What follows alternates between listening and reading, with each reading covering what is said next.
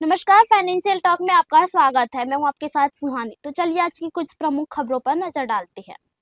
23 सितंबर को शेयर बाजार में उतार चढ़ाव रहा। सेंसेक्स 82,250 के करीब 100 अंक ऊपर खुला, लेकिन कारोबार के दौरान 450 अंकों की गिरावटें भी आई।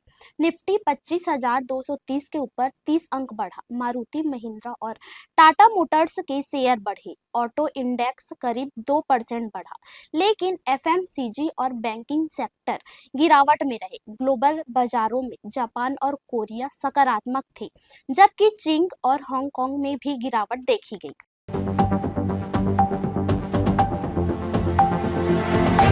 आज 23 सितंबर को सोना चांदी की कीमतों में तेज उछाल दिखा गया। आईबीजे के अनुसार 24 कैरेट सोना 1,343 महंगा होकर 1,13,498 प्रति 10 ग्राम हो गया है।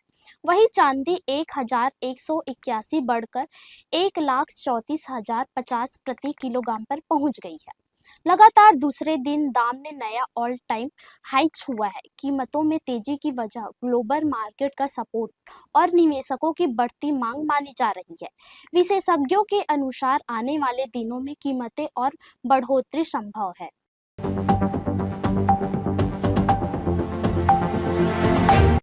अमेरिका के हाई टैरिफ के बावजूद भारत की आर्थिक बढ़त मजबूत बनी रहेगी। एस&पी ग्लोबल के चालू वित्त वर्ष 2025 और 2026 में भारत की जीडीपी वृद्धि दर 6.5% पर बरकरार रखी है। मजबूत घरेलू मांग, अनुकूल मानसून और सरकारी निवेश इसके पीछे मुख्य वजहें हैं। मुद्रा स्फीति में कमी से भारतीय रिजर्व बैंक से रेपो रेट में कटौती की संभावना जताई जा रही है।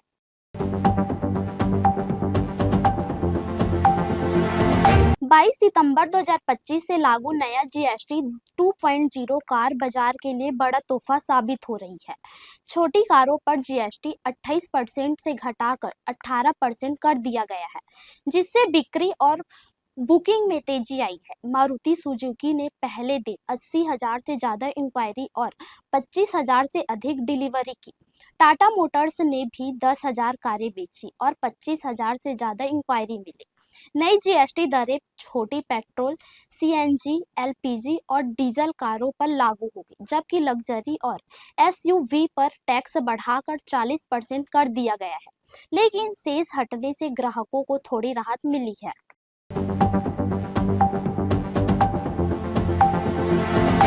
राहुल गांधी ने मंगलवार को बीजेपी पर वोट चोरी का आरोप लगाते हुए कहा कि देश में बेरोजगारी की समस्या इसी का नतीजा है।